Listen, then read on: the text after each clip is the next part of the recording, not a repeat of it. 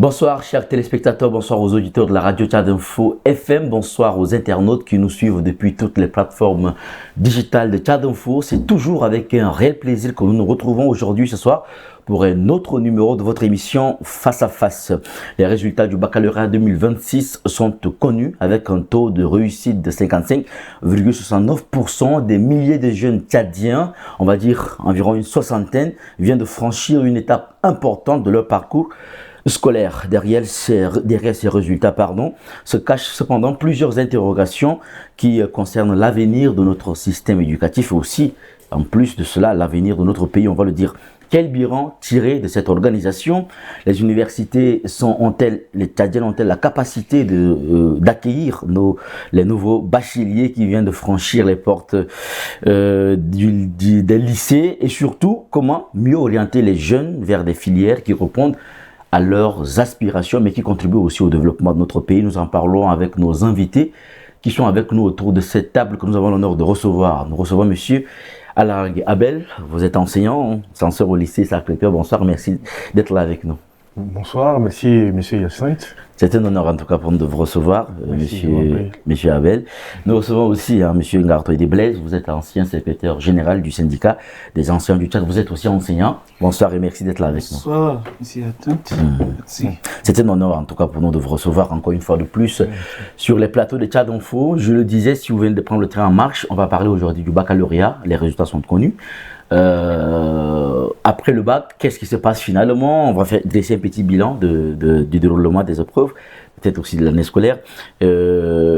Comment on oriente les jeunes, comment les orienter vers des filières qui leur seront avantageuses, je veux dire, avantageantes. Voilà.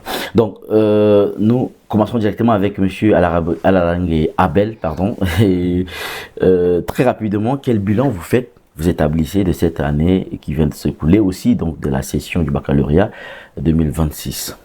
Avant tout, merci de me recevoir sur ce plateau pour partager avec vos auditeurs la question concernant le bac qui demeure un examen plus important pour nos jeunes actuellement. En ce qui concerne le bilan, je dirais que le bilan d'une manière générale est satisfaisant du moment où tout s'est bien déroulé dans le respect des règles, avec un taux de réussite de 55,69%, comme vous l'avez évoqué tout à l'heure. Cette réussite-là, nous la mettons dans la maîtrise des différentes phases du bac organisées par l'ONEX, en commençant d'abord par l'environnement biométrique et toutes les autres étapes qui ont suivi. Donc, pour le moment, nous tenons à un bilan tout à fait positif parce que tout s'est déroulé dans de bonnes conditions. Très bien. Bilan tout à fait positif, satisfaction, on va le dire, de Alaring Abel, censeur du lycée Sacré-Cœur. Même question pour vous. Monsieur Ngartoïde Blaise, vous êtes enseignant, vous êtes ancien secrétaire général du CET, syndicat des anciens du Tchad. De votre point de vue, de votre analyse de cette année qui s'est écoulée, donc aussi du baccalauréat qui s'est achevé, quel bilan faire de cette session du baccalauréat 2026? Dans l'ensemble, comme l'avait souligné tout à l'heure M. Alaring, le baccalauréat s'est déroulé sur l'ensemble du territoire dans les bonnes conditions. Sauf que le 55-69% est un pourcentage à encourager. Certes, on pourrait faire mieux que ça. Si toutes les responsabilités sont réunies pour qu'on puisse avancer très positivement, on pourrait le faire. On s'en tient donc à ces résultats que nous sommes parvenus. Quand vous prenez les autres années à comparer, ici au Tchad, je crois que 55,69%, c'est un résultat quand même assez acceptable pour nous, enseignants, et pour l'ensemble des acteurs réunis pour que cette organisation ait lieu. Alors, est-ce que pour vous, ce taux de réussite est vraiment représentatif du niveau des élèves? Je ne crois pas, c'est pas représentatif du niveau des élèves. Vous allez prendre cette année le bac de la série A4. Le taux était en hausse par rapport à la série D et C. Et donc, il y a un travail à faire.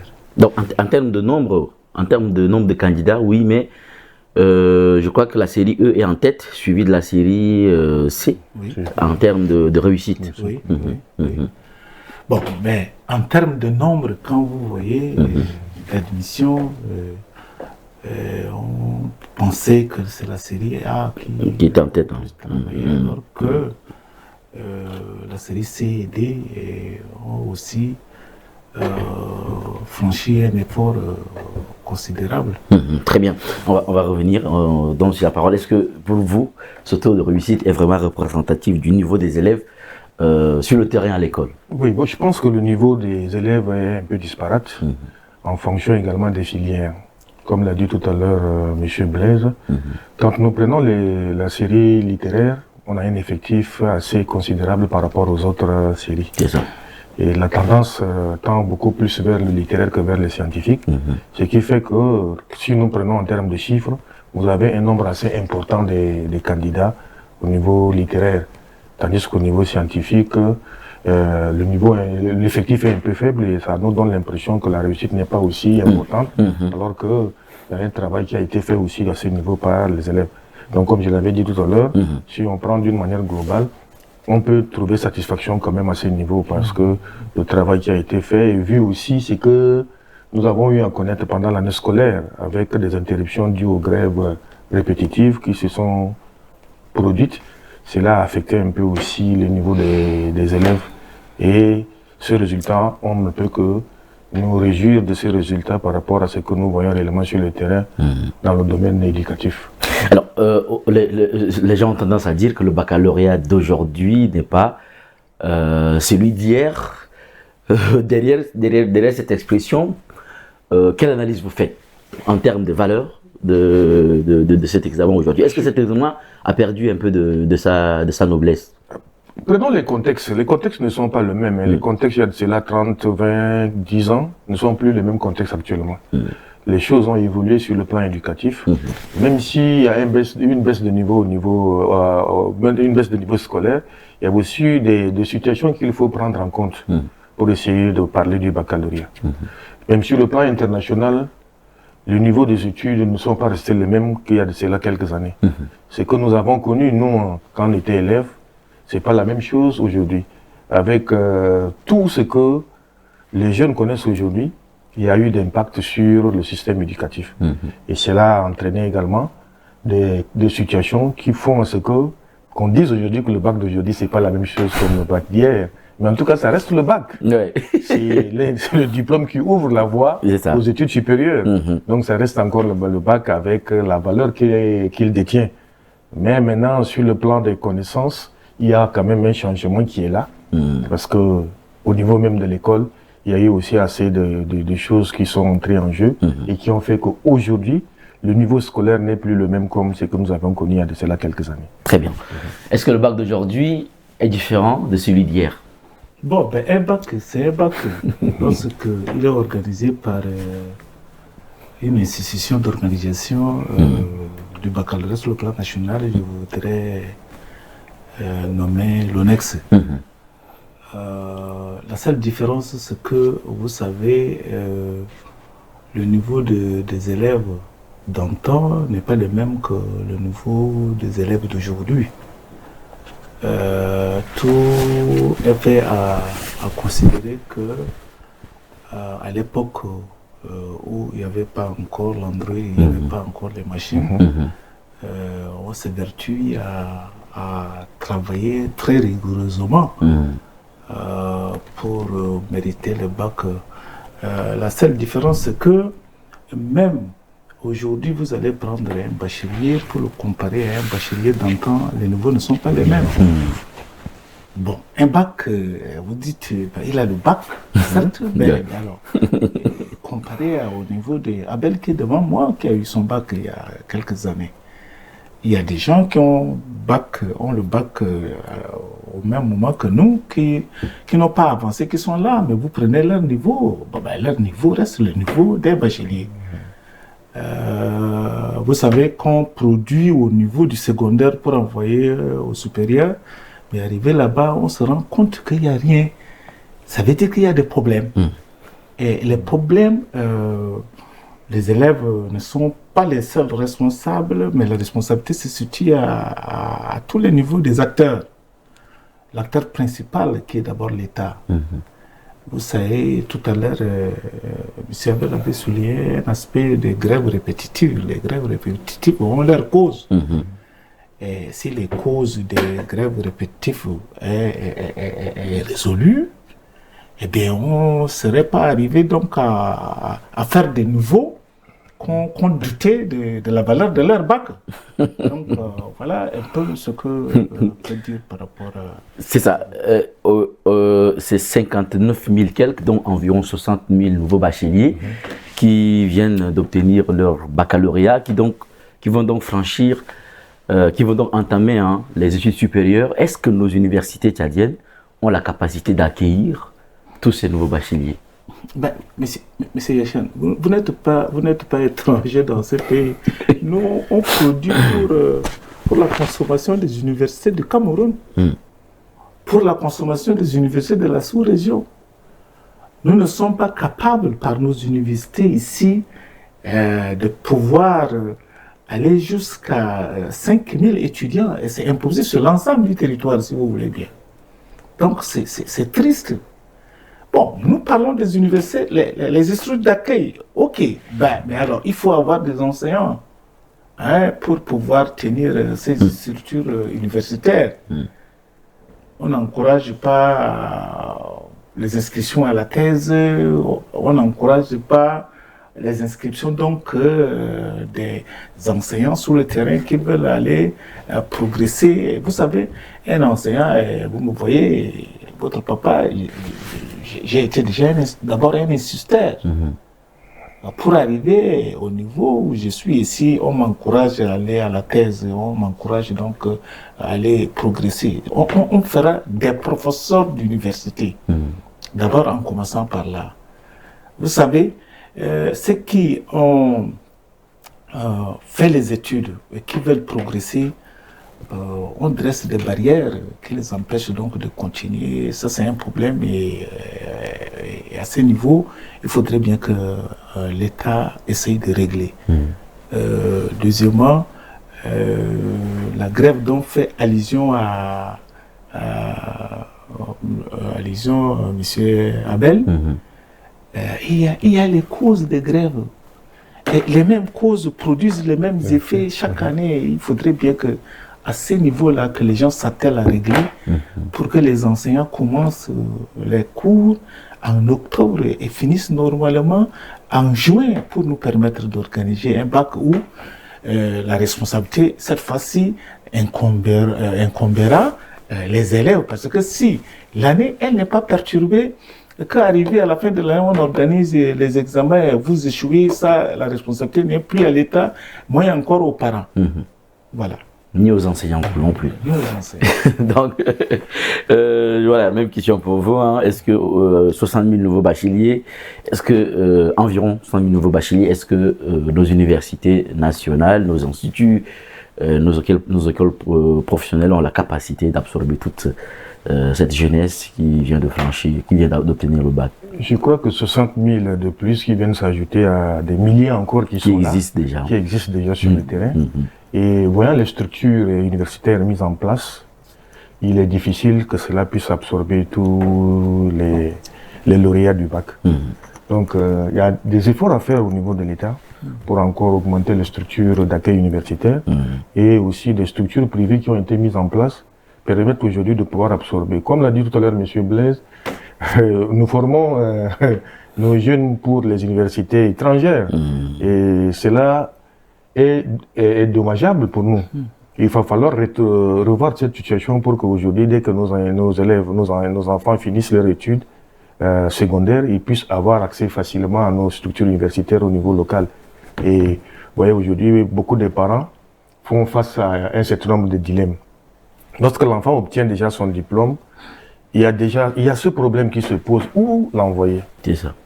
Et les situations sociales aussi des parents ne permettent pas de pouvoir envoyer les enfants dans les structures étrangères. Là, il faut vraiment qu'un effort soit fait au niveau national pour qu'on puisse avoir. Il a parlé tout à l'heure également du problème des enseignants au niveau supérieur qui se posent. Et même les structures ne sont pas bien adaptées pour recevoir les jeunes. Nous avons certes, l'État a fait des efforts pour créer des universités dans beaucoup de provinces, mais cela n'est pas encore suffisant. Et même les structures d'accueil de ces universités restent à déplorer. Vous prenez par exemple l'université de Toukra aujourd'hui, quand vous venez là-bas, les conditions ne sont pas tout à fait adaptées pour qu'on puisse recevoir un nombre important des jeunes. Parfois, les amphis sont bondés. Ils ont bondé, vous voyez les pléthores dans les amphis, et également les conditions d'études difficiles qui découragent et font en ce qu'on arrive à un décrochage très tôt de ces étudiants, qui ont quand même l'intention de pouvoir progresser dans leurs études, mais malheureusement, les conditions ne leur permettent pas de pouvoir continuer. Donc, il y a un problème au niveau des structures universitaires, et il y a des personnes de bonne volonté ou encore des organisations qui ont essayé de se mettre en place pour pouvoir venir en aide à l'État en créant également des structures. Mais il faut voir à l'intérieur qu'est-ce qui s'est fait comme travail pour permettre à nos jeunes aujourd'hui de pouvoir avoir accès surtout au niveau de professionnels. Les universités font une formation globale, une formation générale. Et maintenant, le monde de l'emploi devient de plus en plus difficile. On va revenir. Quand un enfant sort là avec un diplôme général, c'est difficile pour lui de pouvoir s'insérer. On va revenir. Donc, vous l'avez déjà, on va commencer déjà, vous l'avez introduit. Donc, on parle de la question aujourd'hui de l'orientation scolaire. Parce qu'on a des jeunes qui ont le bac. Il y a certains, c'est maintenant qu'ils sont en train avec les parents de discuter qu'est-ce qu'il faut faire, quelle filière choisir. Est-ce que l'orientation scolaire est suffisamment organisée pour pouvoir essayer d'encadrer les élèves? Est-ce que dans les écoles, est-ce que ça se fait? Vous êtes aussi enseignant. Est-ce qu'on oriente vraiment les élèves? On les prépare déjà aux filières vers lesquelles ces bacheliers vont s'orienter? Est-ce qu'il y a un travail d'orientation qui se passe aujourd'hui sur le plan national? Je ne vais pas citer des écoles particulières, mais sur le plan national, est-ce qu'il y a vraiment une politique d'orientation des élèves? Je crois qu'il y a un problème au niveau de l'orientation. L'orientation ne doit pas se faire tout seul. C'est un travail d'équipe. Il faut savoir que l'orientation est un travail d'équipe. Et nous avons dans un premier temps la famille. Au-delà de la famille, nous avons également les structures scolaires qui est l'école. Et ensuite, nous avons les structures extérieures. Toutes ces composantes doivent accompagner l'enfant dans son orientation. Quand je parle de la famille, c'est les parents ou encore les tuteurs qui ont le rôle de connaître l'enfant, ses qualités, ses rêves et les contraintes réelles. Et aussi écouter l'élève ou l'enfant sans lui imposer quoi que ce soit. L'aider à se projeter. Vous voyez? C'est-à-dire quand je parle de l'aider à se projeter ici, quel métier, par exemple, quelle valeur dispose l'enfant, quelle étude on peut financer. Il y a aussi ces problèmes. Comment est-ce que les parents sont capables de financer tel type d'études pour leur enfant? Donc, tout ça, il faut qu'on prenne en compte. Apporter aussi un soutien matériel, un soutien moral et logistique à l'enfant. Tout ça, c'est dans le rôle de la famille, le rôle des parents que je suis en train. Ils ne doivent pas choisir à la place de l'enfant, mais éclairer le choix de l'enfant. Les parents doivent plutôt éclairer. Voilà le travail qui doit se faire au niveau familial. Maintenant, on va arriver au niveau de l'école, des structures scolaires. Au niveau des structures scolaires, nous avons les enseignants et nous avons aussi les conseillers d'orientation qui doivent normalement être dans les établissements scolaires. Le rôle ici, c'est quoi? Le rôle des conseillers d'orientation, c'est de donner un repère technique et scolaire aux jeunes. Ils doivent faire ce travail. Et les enseignants, eux, ils évaluent les forces et les faiblesses des élèves. Et ils voient où l'élève excelle. Soit il excelle dans les matières scientifiques, soit il excelle dans les matières littéraires. Tout ça, c'est des choses qu'il faut prendre en compte. Alors, le conseiller d'orientation scolaire et professionnelle, lui, c'est son métier. Il doit venir aussi en aide. Ça, c'est son métier, le conseiller d'orientation. Il fait également des tests d'aptitude, d'intérêt, et il donne aussi des informations sur les différentes filières qui existent. Les débouchés, les écoles et par exemple les conditions d'admission dans ces différentes écoles-là. Ça, c'est le travail du conseiller d'orientation qu'il doit faire. Et ensuite, il y a la responsabilité de l'école. L'école, quand je parle de l'école ici, en termes de soit le proviseur, le directeur de l'école, qui est là, qui doit valider tous ces projets-là. Et il doit veiller aussi à la disponibilité pour pouvoir aider ses enfants à pouvoir continuer. Alors, nous avons l'école, nous avons ici la famille, nous avons également ce que j'appellerais ici les structures extérieures. C'est-à-dire, ces structures extérieures aussi ont un rôle à jouer. Ouvrir sur le monde du travail, à travers le ministère, par exemple, de l'Éducation nationale, qui doit mettre des documents, des guides d'orientation, et peut-être organiser également ce que j'appellerais ici les salons ici d'orientation pour les jeunes. Très bien. Donc, c'est un travail extérieur qui doit être fait pour accompagner ces jeunes. Il y a aussi les professionnels, c'est-à-dire ceux qui ont déjà fini, qui travaillent, ainsi de suite. C'est ça. Les anciens élèves, tous ceux-là, à travers leurs témoignages, à travers des stages qu'ils doivent aussi donner, faire à ces jeunes, des journées portes ouvertes, tout ça peut aider les jeunes à pouvoir conduire leur orientation. Et ensuite, nous avons également les centres de formation et des universités qui sont là avec des filières différentes qui peuvent également aider l'enfant à pouvoir aussi choisir des filières qui peuvent lui servir demain. Donc, l'élève ici décide, mais il doit être accompagné. Il doit être accompagné par la famille, par l'école et par le monde professionnel. Parce que l'enfant, il vit dans un monde où il y a beaucoup de choses qui se passent. Alors, il faut ici éviter de laisser l'enfant choisir seul, décider à la place et choisir en fonction, par exemple, de l'argent. Quand je dis l'argent, les parents pensent que, bon, mon enfant doit aller faire ça, les finances, parce que je sais que demain, il va être dans les finances, c'est beaucoup d'argent que nous allons avoir. Tout ça, ce sont des ambitions.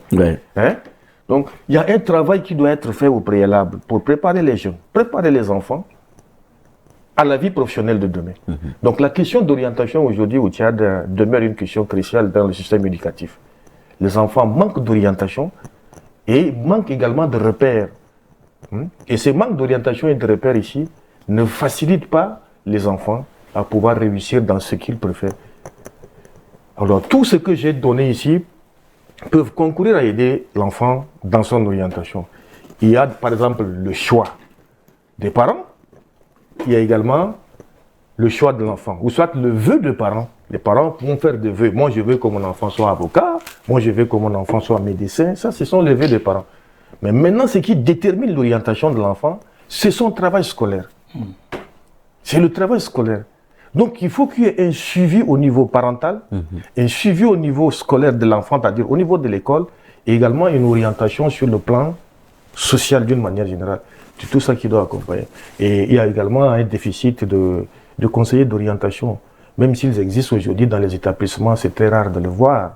Il y a quelques établissements qui font un effort pour asseoir ici un département d'orientation qui peut aider les enfants, mais pas tout à fait. Très bien. Aujourd'hui, il y a beaucoup de choses que nous reviendrons dessus encore. On y reviendra, certainement. Il y a beaucoup de choses sur lesquelles on reviendra. Même question pour vous, est-ce que vous pensez que sur le plan national, dans la globalité, est-ce que les élèves sont orientés aujourd'hui vers le choix des filières Je peux dans le choix des filières, pardon. revenir sur tout ce que M. Ray vient d'expliquer, mais je vous dis, moi je cause avec mes enfants, je leur dis d'abord, je ne forme plus pour la fonction publique. Ça veut dire quoi? Aujourd'hui, la fonction publique a fermé ses portes. Il y a eu une bonne dizaine d'années. Et ça fait que d'ici 5 ans, on n'aura plus d'enseignants. Puisque la fonction publique n'est pas consommateur des diplômés sans emploi. Et l'État ne crée pas d'autres emplois pour consommer les diplômés. Ça crée un problème. L'orientation qui devait être faite par les parents, dont l'avait souligné tout à l'heure M. Abel, c'est quoi? Un test avec les enfants, que vous restez ensemble, vous causez. Bon ben, et toi, après le bac, qu'est-ce que tu veux faire? Ça permet aux parents de s'enquérir de ce que l'enfant veut faire. Et en fonction de ça, on suit l'enfant. Oui, je suis d'accord. Tu disais que tu veux devenir médecin. Mais regarde le travail que tu fais à l'école. Est-ce que ça te permet plus tard, après le bac, de devenir médecin? Ça, c'est le travail des parents. Les autres travails sont faits donc par les structures de l'école, du ministère même, conseils d'orientation, les enseignants qui suivent leurs élèves et autres. Je crois qu'on avait créé à un moment donné, c'est rentré dans l'histoire, le ministère des petits métiers. Aujourd'hui, on n'a pas besoin, si vous avez vu le Nigeria assez développé, vous avez vu, que sais-je encore, un autre pays. Les enfants, les orientations doivent commencer à partir déjà du secondaire. Vous vous rendez compte que l'enfant ne peut pas franchir cette étape, donc il commence à partir de la 6e en terminale. C'est-à-dire que son niveau ne lui permettrait pas donc d'avoir le bac. Il est déjà tôt pour que les gens procèdent à l'orientation. L'orientation emmène l'enfant vers la formation professionnelle. Parce que le but d'envoyer un enfant à l'école, c'est d'abord qu'il sache lire et écrire.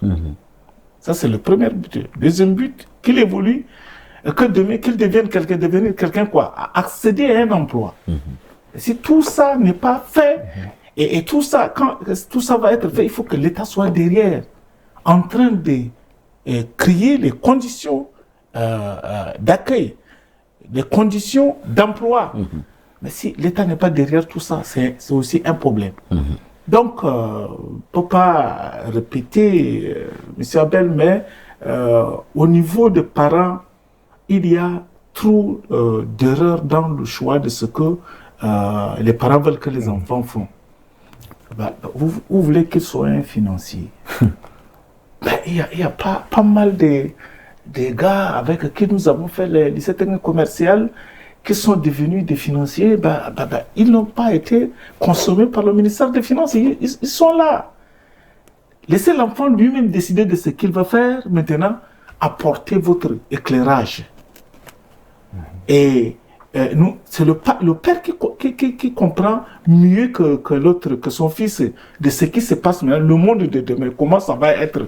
Quand d'ores et déjà je sais que la pension publique a fermé ses portes et que d'ici quelques temps, je ne sais pas si vous allez faire l'enseignement là par Android maintenant, Dieu seul sait. Cette question, si nous avons les gens du ministère ici avec nous, nous allons donc leur adresser, mais il y a un réel problème. Décès par année, et je crois, on ne peut pas sous-estimer la mort des enseignants par année. Et 10 ans, on n'a pas intégré.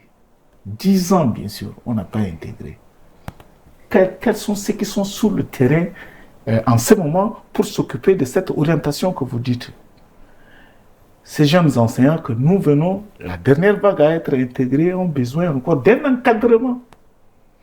Quand on sort fraîchement de l'université, quand on a cette chance d'être intégré, mais on a encore beaucoup de choses à avoir pour devenir un enseignant complet. Donc tout ça contribue à la qualité d'enseignement qu'un enseignant doit donner. Donc voilà, je m'arrête là à cette question, à ce niveau de questions. C'est ça, mais est-ce qu'aujourd'hui, les filières qui sont proposées dans nos universités répondent vraiment aux besoins du marché de l'emploi dans notre pays? Non, nous sommes avec les programmes qui ont donné, qui ont duré des décennies. Il n'y avait pas un changement.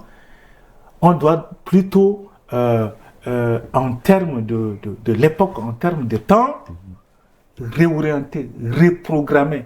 Et comme je l'avais souligné tout à l'heure, les enfants qu'on les fabrique pour envoyer à la consommation des autres universités de la sous-région, qu'est-ce qu'ils peuvent cerner de mieux de leur pays? Si vous prenez l'histoire, vous prenez la géographie, mais vous êtes en train d'étudier au Cameroun, on ne va pas vous enseigner la géographie du Tchad. On ne va pas vous enseigner l'histoire de l'autre du Tchad. Raison pour laquelle il faut être en capacité de produire et de consommer sur place. Je voudrais dire que ces bacheliers qu'on venait de produire, il faudrait que les universités ici les consomment. Ensuite, les universités doivent changer les programmes pour adapter à notre situation, pour adapter donc aux besoins du temps. L'enfant qui sort, il n'a pas besoin d'attendre que la fonction publique l'intègre.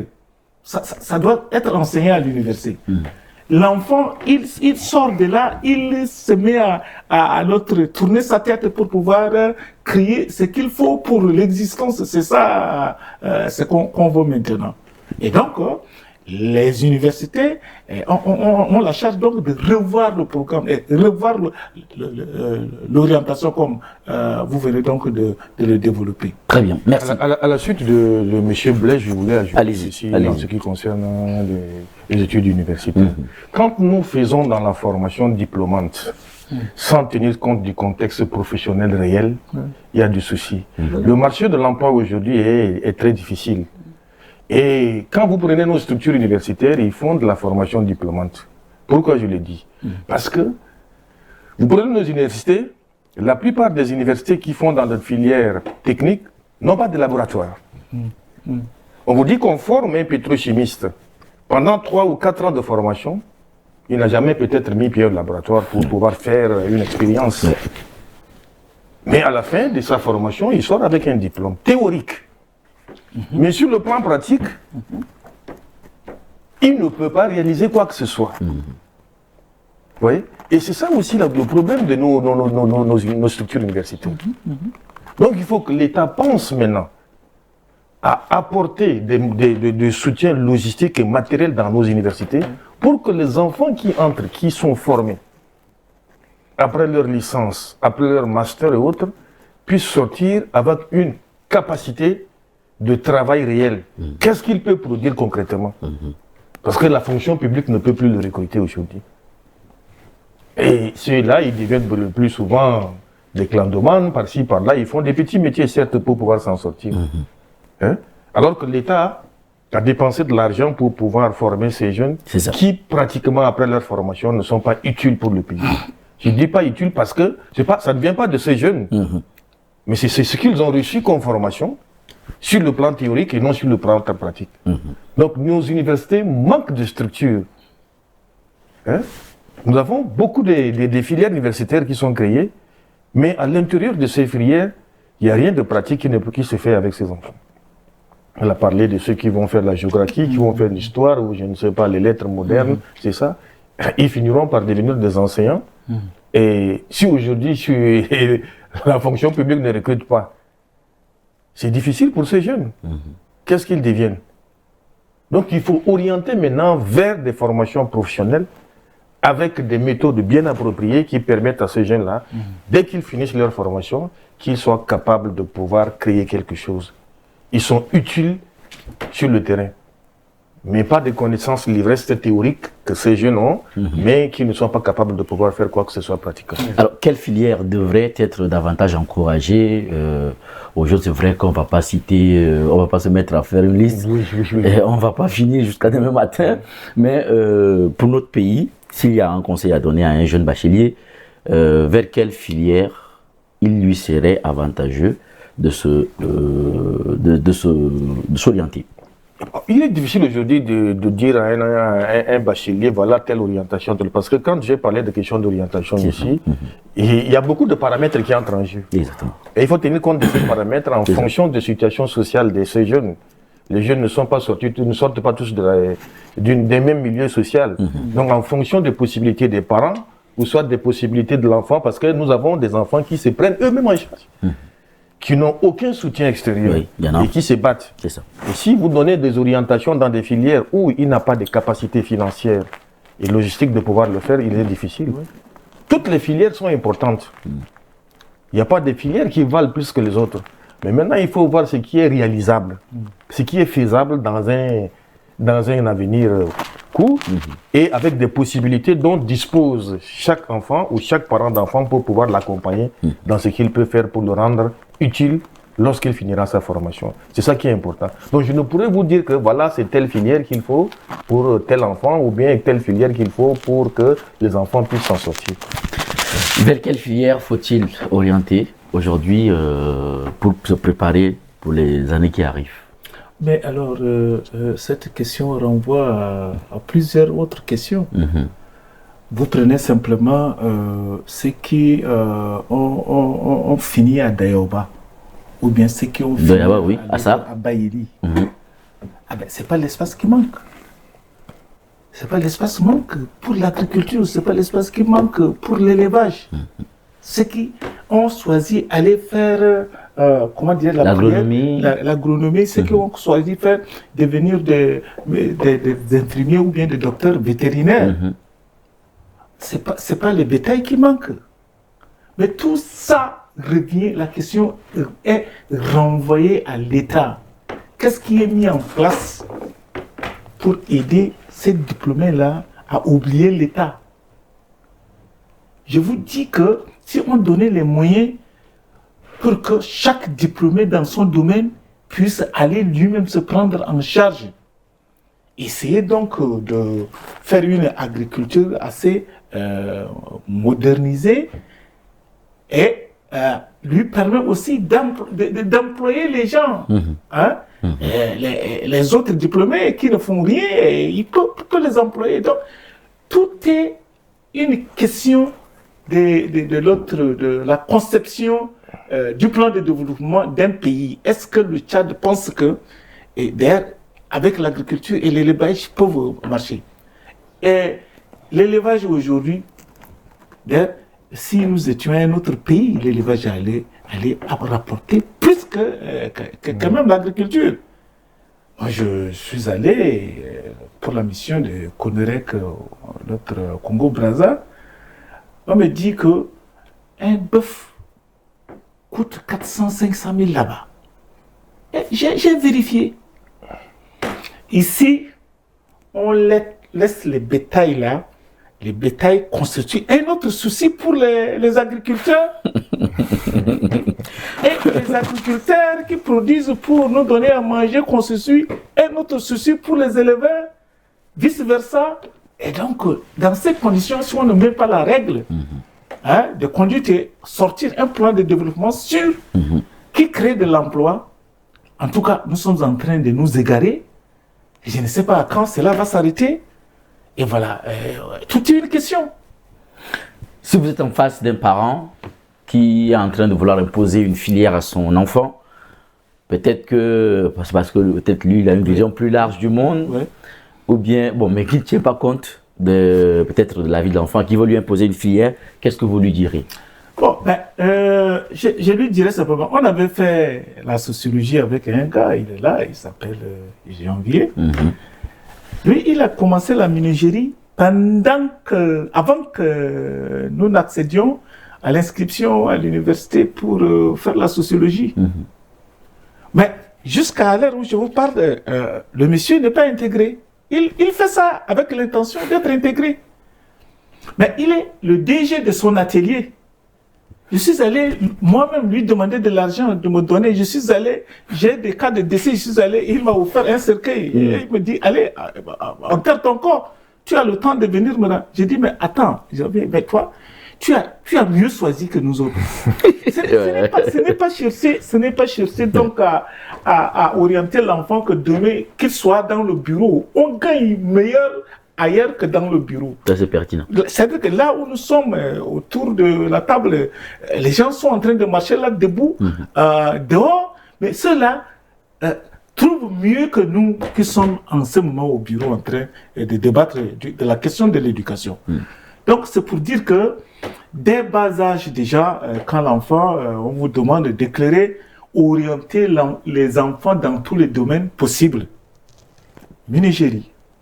Que sais-je encore, aidez-moi à retrouver mécanique, la mécanique. Oui. Hein? Et donc, voilà. Et pour permettre à ce que l'enfant puisse se prendre en charge, j'ai dit, mais allez, il ne reste que des maisons. Je sais bien que tu es en train de construire déjà des maisons. Oui, il m'a dit, oui, je construis des maisons. J'ai dit, dans la vie, là, attendez, je suis formé, je suis un diplômé, un licencié, un maître. Voilà, je ne mange pas mon diplôme. Ils ont plaqué en plus le conseil d'orientation qu'on donne aux enfants, comme l'avait développé tout à l'heure très bien par Abel. Il faut dire à l'enfant que non, aller avoir le diplôme, c'est pas venir s'asseoir et attendre qu'un jour quelqu'un t'appelle au téléphone, pique, viens. Non. Pendant que tu es revenu là, fais travailler ta tête. Comment je veux faire? vous savez que après le bac, c'est maintenant vos bacs à vous, M. Hyacinthe, que vous avez le bac à partir de 18 ans, 20 ans. Les autres, c'était 24 ans, 25 ans que nous avons eu le bac. Voilà. Et là, tu as l'âge déjà de te marier, c'est en ce moment que tu as eu le bac, tu dois continuer encore, mais tu sors de cette formation universitaire et tu attends que l'autre, l'ange de Dieu, t'appelle à travailler rapidement et entre-temps, qu'est-ce que tu vas faire? Donc, il faut se mettre dans la vie, à la course de survie, en attendant que Dieu puisse pourvoir mieux que ce que tu penses avoir. Merci. Merci pour ces analyses. Même question pour vous. Si vous êtes en face d'un parent qui est sur le point d'imposer une filière à son enfant, sans tenir compte des aspirations, sinon de la vie de l'enfant, qu'est-ce que vous lui direz? Quel message vous adressez à ce parent-là qui veut imposer une filière? Je l'avais dit tout à l'heure dans mes propos, il ne faut pas imposer le choix d'une filière à un enfant. On l'accompagne. On accompagne cet enfant-là. On essaie de voir ses capacités, ses aptitudes, ce qu'il peut faire. Tout en tenant compte effectivement du contexte mondial et du contexte soit national ou régional. Et orienter l'enfant de telle manière à ce que demain il puisse avoir une insertion réelle, une insertion sociale réelle. Mais n'est pas imposer à l'enfant. Parce qu'il y a certains parents qui font une projection sur leur enfant. Ce que lui n'a pas pu faire. C'est ça. Il dit, bon, mon enfant, je voulais être médecin, mais je n'ai pas pu être médecin, donc maintenant il faut que mon enfant soit médecin. Et quelles que soient les situations, même s'il n'a pas les aptitudes de devenir médecin, il faut qu'il soit médecin. Il y a des parents qui se disent ça. Alors en ce moment, ça peut créer encore des blocages au niveau de l'enfant. Sur le plan psychologique, ça va entraîner encore beaucoup de choses, parce que l'enfant n'a pas des aptitudes qui lui permettent de faire la médecine. Et aussi, la médecine aujourd'hui, c'est plusieurs années d'études. C'est ça. Donc, est-ce qu'on est capable de pouvoir faire ça? L'enfant lui-même, est-ce qu'il peut aller 7 ans, 10 ans pour devenir médecin? Est-ce que les parents ont des possibilités de pouvoir soutenir ces études-là pendant 7 ans à cet enfant? Et aujourd'hui, les études supérieures, ça coûte. Oui, bien sûr. Et si vous n'avez pas de moyens, vous n'avez pas de possibilité de pouvoir accompagner cet enfant-là, dans ce que vous projetez lui imposer, ça deviendra un problème. Et beaucoup ne réussissent pas. Et c'est ça vraiment le problème. Donc je l'avais dit, il ne faut pas imposer. Aujourd'hui, l'enfant est en face d'un univers de choix qui sont là. Cet univers de choix, avec ce que nous avons dit sur le plan professionnel, et aujourd'hui vous avez également les réseaux sociaux. Nos enfants sont tout le temps sur les réseaux sociaux, ils vont chercher par-ci, ils vont chercher par-là. Et l'enfant viendra vous dire que voilà ce que j'ai vu sur les réseaux sociaux, c'est ce que je veux faire. Et vous asseyez et vous discutez avec lui. Votre situation en tant que parent, est-ce que ça vous permet de pouvoir l'aider dans ses choix? Vous lui expliquez. Si vous n'avez pas de possibilité, voilà, c'est ce que tu veux faire. Mais moi, je n'ai pas la possibilité de pouvoir t'aider parce que ma condition sociale ne me permet pas. Les études supérieures sont coûteuses et très exigeantes avec les enfants. Donc si tout cela n'est pas pris en compte, il n'est pas probable que l'enfant puisse réussir dans ce que vous voulez lui imposer. Je l'avais dit tout à l'heure, c'est un travail d'équipe. L'enfant doit aller vers les parents, discuter avec eux, l'école qui est là pour l'accompagner, les structures extérieures, comme je l'avais dit tout à l'heure, peuvent aider l'enfant. Mais maintenant, les réalités sont là. Quelles sont les réalités qui peuvent permettre à l'enfant de pouvoir réussir dans telle filière? Toutes les filières sont promoteuses aujourd'hui, à condition qu'on sache comment se prendre. Donc moi, je ne demande pas, je ne dis pas à un parent de pouvoir imposer. Ceux qui veulent imposer un choix de filière à un enfant, qu'il fasse un peu attention, qu'il essaye de voir les possibilités de cet enfant-là.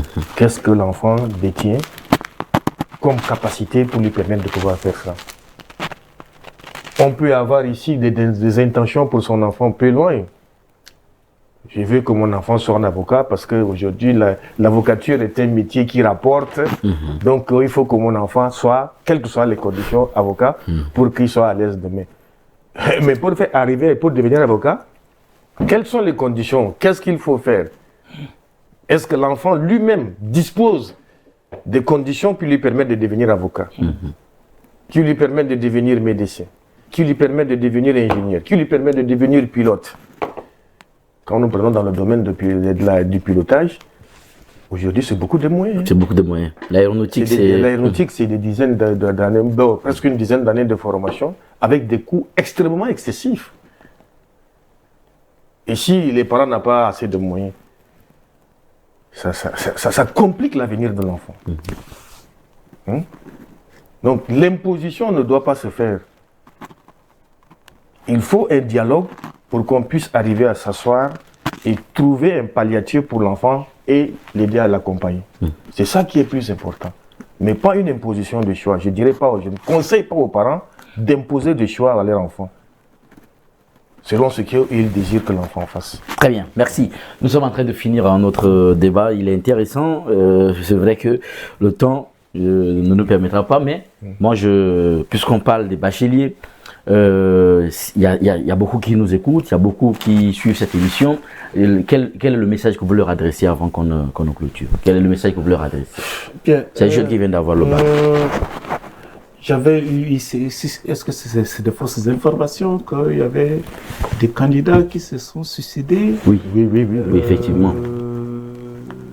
Il y avait eu des coups, des tentatives de suicide et tout ça. Attendez, l'échec n'est pas absolument une mauvaise chose. Il faut faire une exploration rétrospective de ce que vous-même vous avez accompli en tant que candidat et était projeté pour mieux atteindre les objectifs de demain. Si nous avons quelque chose à dire à ceux qui ont raté le bac et aux futurs candidats au bac, vous savez, aujourd'hui, vous me permettez de critiquer un peu l'Android. Vous voyez, l'école, c'est le livre. L'école, c'est le livre. Quel que soit ce qui est mis ici dans l'Android, celui qui prend son temps à ouvrir son livre est mieux outillé que celui qui est tout le temps collé à l'Android pour chercher le savoir. L'Android accompagne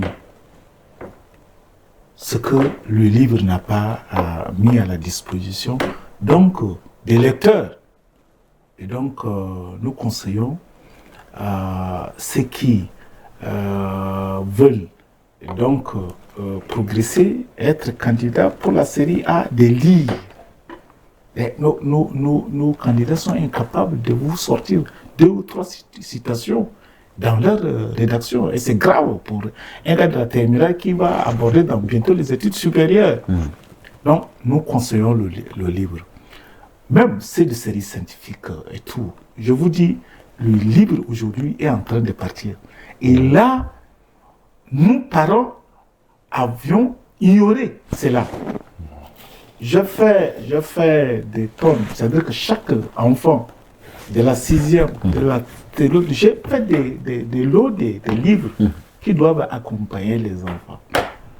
Mais ces livres, dès que toi, je te prends un jour sur un livre, tu ne m'expliques pas grand-chose, ça veut dire que tu ne lis pas le livre. Ça, au moins, c'est une interpellation aussi aux parents. Que de laisser les enfants qu'ils ont tout dans l'autre Google, tu cliques, tu vas avoir tout. Non. Ce sont des gens qui ont étudié les livres et qui ont donc, comment dirais-je, mis leur pensée, ce qu'ils ont conçu dans Google que nous consultons. Il vaut mieux l'autre conseiller aux candidats des livres. Oui. Les livres. Et aux jeunes bacheliers qui nous écoutent, qu'est-ce que vous leur dites très rapidement? Devant eux se trouvent les études supérieures. Ils n'ont qu'à rattraper ceux qui ne sont pas capables. Écoutez, que ça soit dans le domaine scientifique, que dans le domaine littéraire, il faut que vous soyez en capacité de citer au moins 2 ou 3 auteurs dans vos rédactions. Vous voyez, les gens pensent qu'il n'y a que dans la littérature qu'on cite les auteurs. Mais plus large encore dans les séries scientifiques. Il faut lire.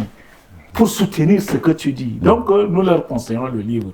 Qu'ils commencent maintenant parce que devant eux se trouvent des grandes rédactions. Ce ne sont pas des rédactions antithèses, thèses, non, tout simplement. S'ils commencent maintenant, sinon ça va chauffer. Hein. Donc on est en train de finir. On donne aussi la parole à M. Abel. Si vous avez un message à adresser aux jeunes bacheliers qui nous suivent aujourd'hui, qui suivent cette émission, ce débat intéressant, ce serait quoi le message que vous voulez leur adresser? Le message que j'adresserai aux jeunes bacheliers, c'est de ne pas baisser le bras. Le bac, ce n'est pas une fin en soi. Le bac représente pour moi 3 choses à la fois.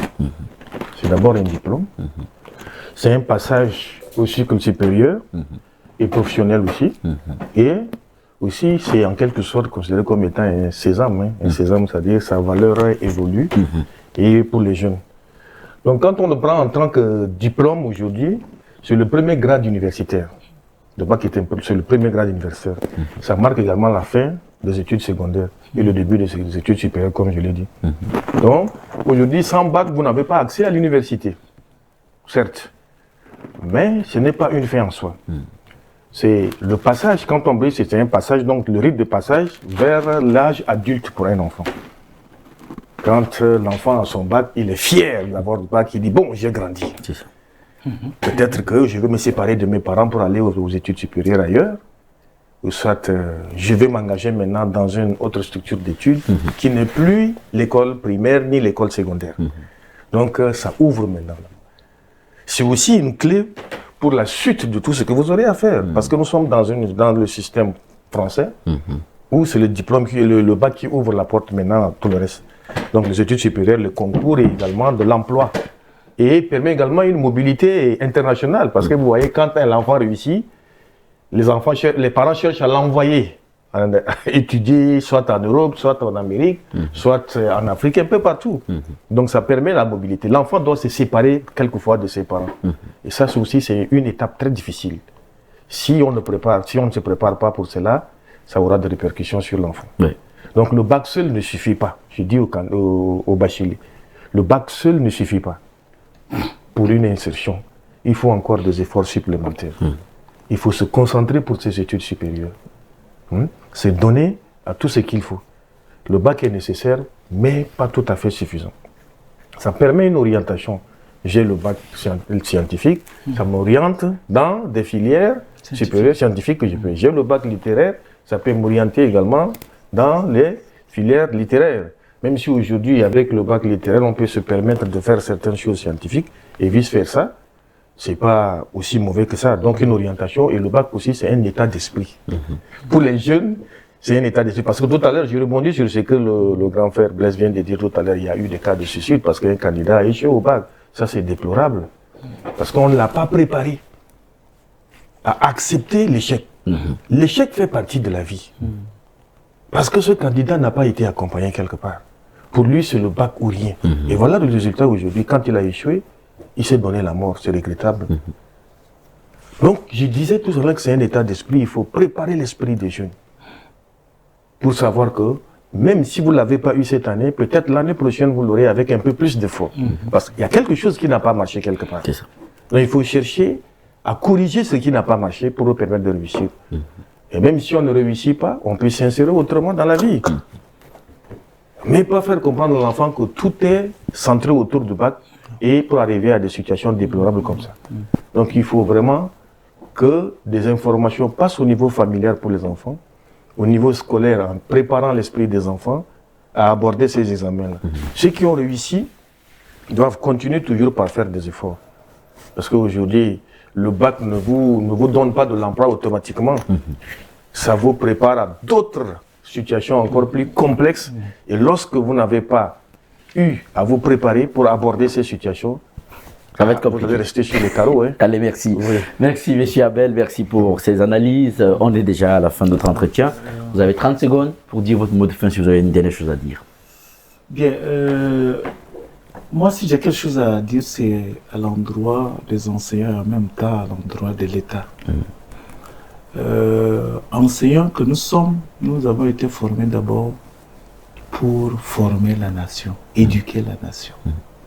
Donc, que nous, enseignants, soyons conscientisés pour faire ce travail-là, comme si c'est un travail, comme si c'est mon champ, j'y vais dedans, je devais travailler énormément. À l'État de nous réduire la fréquence des grèves. Nous réduire la fréquence de grève voudrait dire qu'il faut que les revendications des enseignants soient donc Prise en compte. Voilà. Soient donc prises en compte pour nous permettre d'éviter les grèves répétitives qui entravent très sérieusement l'évolution pédagogique dans des classes. Merci. Merci. Merci, monsieur Narcisse Desblaise. Monsieur Abel, vous avez aussi la parole pour dire votre mot de fin, 30 secondes. Oui, mon mot de fin, c'est d'abord remercier Tchad Info qui nous accueille aujourd'hui pour nous permettre de pouvoir parler d'une question aussi importante qui est le baccalauréat. Donc, je conseille à ces jeunes bacheliers qui ont obtenu leur bac de pouvoir savoir comment se prendre pour la suite de leurs études supérieures. Se préparer psychologiquement et se préparer aussi matériellement parce que tout ça est important dans la réussite. Exactement. Donc, qui se prépare pour ça? Donc, je leur demande, je leur souhaite, je leur présente d'abord mes félicitations. Et ceux qui n'ont pas réussi, c'est de les encourager, ceux qui sont en journée, de les encourager à plus d'efforts pour arriver dans l'année prochaine à pouvoir décrocher aussi ce sésame dont je n'en vais parler tout à l'heure. Donc voilà les quelques conseils que je vais donner à ces jeunes.